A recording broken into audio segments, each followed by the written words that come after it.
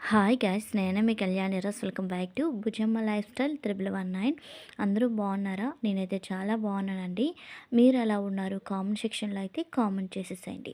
అయితే ఈరోజు అయితే మరో కొత్త మంచి పూజ వీడియోతో అయితే మేము ముందుకు వచ్చేసాను. మీ అందరికీ యూజ్ అయ్యే వీడియోనే. అయితే వీడియో చూస్తున్న ప్రతి ఒక్కరైతే లైక్ చేయడం మర్చిపోతున్నారండి. మన ఛానల్ వీడియోస్ కనుక మీకు నచ్చితే తప్పనిసరిగా చిన్న లైక్ అయితే ఇవ్వండి. మీరిచ్చే లైక్ వల్ల నా వీడియో ఇంకొంతమందికి చేరువవుతుంది. అందుకే అడుగుతున్నాను లైక్ ఇమ్మని.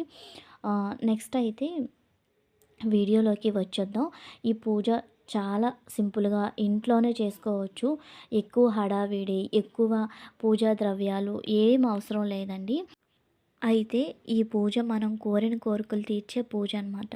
అయితే కోరిన కోరికలు తీర్చే పూజ అంటున్నారు, మరి ఇంకా డబ్బులు అవసరం లేదు, పూజలు చేసుకుంటే సరిపోతుంది అనుకోవచ్చు వీడియో చూసిన వాళ్ళు. అయితే మనం ఏదైనా సంకల్పం అనేది దృఢంగా ఉండాలి. మనం కోరుకునే కోరిక అనేది మనస్ఫూర్తిగా కోరుకోవాలండి. అటువంటి కోరిక కోరుకుంటే సాధ్యం కానిది ఏమీ ఉండదు. దేవుడు అంటే మనం దేవుడు అనేసి అంటేనే అదొక మనశ్శాంతి. అలా అన్నట్లు మనం మనస్ఫూర్తిగా చేయాలి. ఈ కోరిక ఎలా తీరుతుంది తప్పనిసరిగా అనేసి మనం దృఢంగా మన మనసులో సంకల్పించుకొని ఈ పూజ చేస్తే కనుక తప్పనిసరిగా మీ కోరిక అనేది నెరవేరుతుంది. అయితే పూజా విధానంలోకి వచ్చేద్దాము. ఫస్ట్‌లీ దేవుడి గదిలోనేనండి. మీకు ఎక్కువ పూజా ద్రవ్యాలు అవసరం లేదన్నాను అందుకనే. దేవుడి గదిలోనే ఇలా మీ దగ్గర చిన్న పీట ఉంటే పీటకి పసుపు రాసేసి పైన ఇలా అష్టదళపతి ముగ్గు వేసేసి దానిపైన పసుపు, కుంకుమ, అక్షింతలు వేయండి. దానిపైన ఆవు, దూడ ఇలా విగ్రహం వెండిది కానీ, మెటల్ కానీ ఏదున్నా పర్వాలేదు. లాస్ట్‌కి పింగాణీ ఉంటున్నాయి కదా! షోకేస్‌లో పెట్టుకుంటున్నారు. అటువంటిదైనా పర్వాలేదండి. తీసుకొని దానికి మాత్రం చక్కగా గంధం పెట్టేసి ఇలా కుంకుమ బొట్లు పెట్టాలన్నమాట. అదే రోజు క్లీన్ చేసుకోండి. క్లీన్ చేసేసి చక్కగా ఇలా ఆవు, దూడ బొమ్మకైతే విగ్రహానికైతే ఇలా అలంకరించుకోండి. అలంకరించుకున్న తర్వాత మనం ముందుగా పీఠాన్ని ఏర్పాటు చేసుకున్నామే, దానిపైన అయితే ఈ కామధేవును అనేసి అంటారండి గోమాతని. అయితే గోమాత విగ్రహాన్ని అయితే పెట్టేసేయండి. ఇలా గోమాత విగ్రహాన్ని పెట్టుకున్న తర్వాత పసుపు, కుంకుమ, అక్షింతలు, నెక్స్ట్ పుష్పము అన్నీ సమర్పించాలి.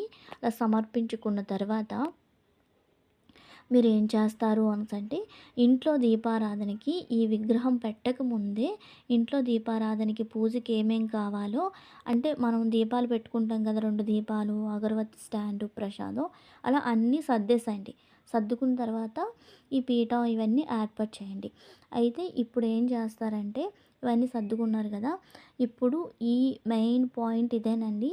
ఈ గోమాతకి మీరు బెల్లాన్ని ప్రసాదంగా సమర్పించాలి.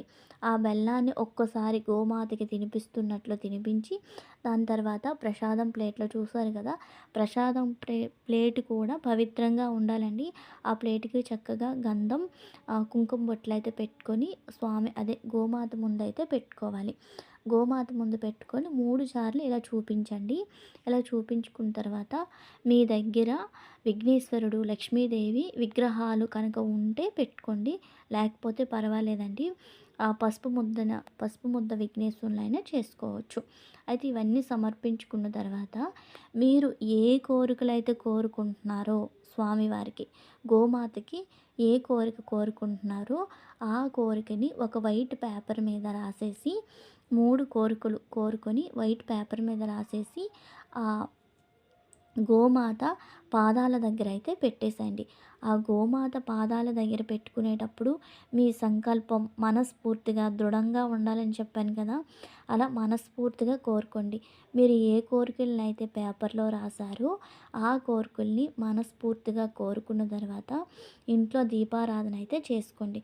ఇంట్లో దీపారాధన కూడా అయిపోయిన తర్వాత కూడా మీరు మళ్ళీ మీ మనసులో కోరికల్ని ఏవైతే 3 రాయమని చెప్పాను కదండి, వాటిని ఒకసారి మళ్ళీ సంకల్పించుకోండి మనసులో. తండ్రి గోమాత, నేను ఇవాళ ఈ కోరికలు తీరాలని రాసుకున్నాను పేపర్లో అనేసి అనుకున్న తర్వాత ఇంట్లో దీపారాధన చేసేసి అగరవత్తులన్నీ అదే గోమాతకి అయితే ఒకసారి చూపించండి. నెక్స్ట్ ఇవన్నీ అయిపోయిన తర్వాత అయితే ఈ పూజ ఏ రోజు చేయాలనే డౌట్ అనేది మీకు రావచ్చు. ఈ పూజ శుక్రవారం అండి. శుక్రవారం రోజు స్టార్ట్ చేయొచ్చు. అయితే ప్రతిరోజు కూడా ఇప్పుడు మీరు ఈ గోమాతకి స్టార్ట్ చేశారు కదా! ఈ గోమాతకి బెల్లం పెట్టాను కదండీ! ఈ ఒక్కరోజు చేస్తే అయిపోదు. ఇలా మీరు 21 డేస్ కానీ, 27 డేస్ కానీ చేయాలి. అయితే రోజు ఇంట్లోనే కదా ఉంటుంది గోమాత. ఆ గోమాతని మరి ఈరోజు స్టార్ట్ చేశాము అంటే ఆ రోజు నుంచి మరి కదపకూడదు గోమాతని. కదపకూడదు. మీరు రాసిన పేపర్ కూడా అదే విధంగా అలానే ఉండాలి. అయితే రోజు కూడా గోమాతకి ఇలా బెల్లాన్ని ప్రసాదంగా నివేదించాలి. అయితే ఇంతటితో అయిపోలేదండి. మళ్ళీ ఇలా రోజు దీపారాధన చేసేటప్పుడు రోజు బెల్లాన్ని 21 డేస్ మీరు సంకల్పించుకుంటారు కదా! 21 అయితే 21, 27 అయితే 27 డేస్‌ని అలా సంకల్పించుకొని అయితే పెట్టండి బెల్లాన్ని. బెల్లాన్నయితే ప్రసాదంగా నివేదించాలి. నెక్స్ట్ ప్రతిరోజు కూడా బయట గోమాతలు ఉంటాయి కదండీ! గోమాతలకి మీకు వీలైతే గోశాలలు ఉంటాయి కదా! అక్కడికెళ్ళి బెల్లం తినిపించడం చాలా మంచిది. కోరిన కోరికలు తీరుతాయనే కాదండి, అందులో గోమాతలో లక్ష్మీదేవి ఉంటుందని అందరికీ తెలుసు. అంత మంచిదనమాట బెల్లాన్ని తినిపించడం. ఇలా మీరు ఎన్ని రోజులు సంకల్పించుకుంటే అన్ని రోజులు కూడా ఇక్కడ విగ్రహం దగ్గర బెల్లం సమర్పించాలి. నెక్స్ట్ గోశాల దగ్గర కూడా బెల్లం సమర్పించాలన్నమాట. అయితే ఏ రోజు చేయాలి? శుక్రవారం చేయాలి. 21 గానీ 27 డేస్ చేయాలి. అయితే గుడికి వెళ్ళి ఆవుకే తినిపించాలని లేదండి. బయట ఎక్కడ ఆవు కనిపించినా కూడా ఆ రోజు బెల్లం తినిపించడం చాలా మంచిది. అయితే ఇలా చేస్తున్న 21 డేస్ కూడా మీరు దీపం పెట్టుకున్న తర్వాత స్వామివారికి బెల్లం నివేదించుకున్న తర్వాత 21 సార్లు మీరు 21 రోజులైతే 21 సార్లు రోజు కూడా ఓ సురభ్యే నమః, ఓ సురభ్యే నమః అనుకోవాలి. అలా 21 సార్లు అనుకోవాలన్నమాట. అలా అనుకుంటే ఇలా 21 రోజులు చేస్తే మీరు అనుకున్న కోరిక తప్పనిసరిగా నెరవేరుతుంది. మెయిను మనం మనస్ఫూర్తిగా ఇది అవుతుంది, ఈ పూజ చేస్తే ఈ తప్పనిసరిగా నా కోరిక నెరవేరుతుందని మీరు మనసులో గట్టిగా అనుకోవాలండి.